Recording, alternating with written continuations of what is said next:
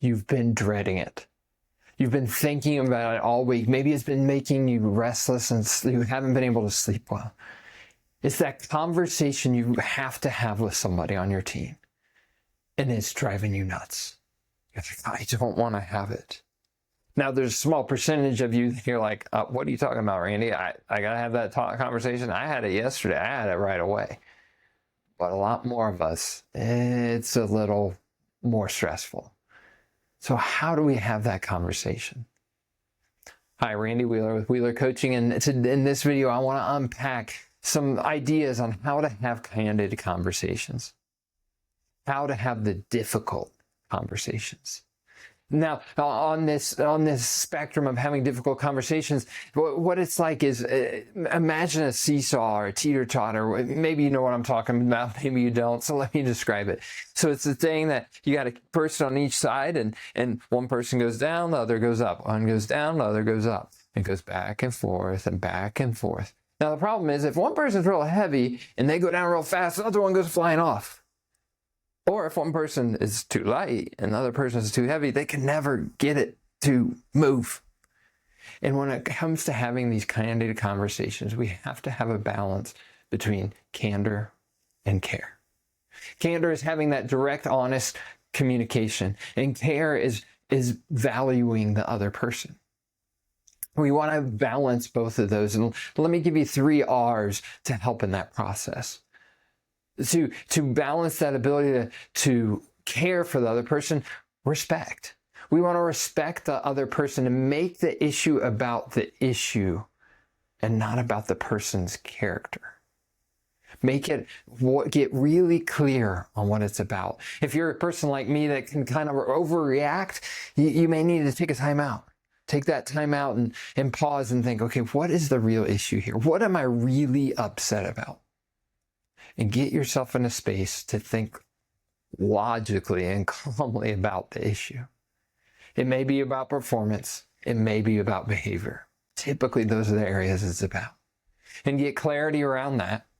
And then engage the conversation with respect, making sure it's not about them as a person, but about the real issue. Second is responsibility.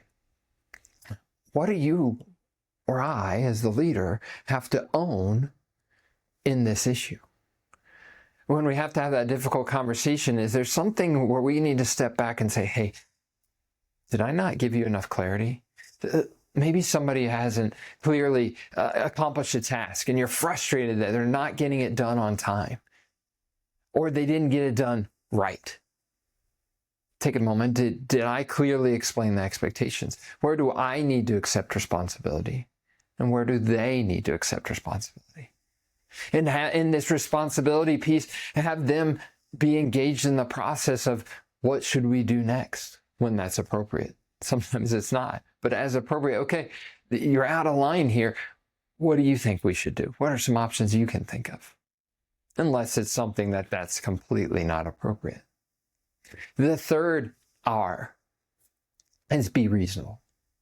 What do you mean by that? Be reasonable. Well, I told you a moment ago that I can overreact. It's so easy to overreact when we're frustrated with the situation. And then our communication goes awry, and then we disconnect, and then we're not leading well, and all the things happen.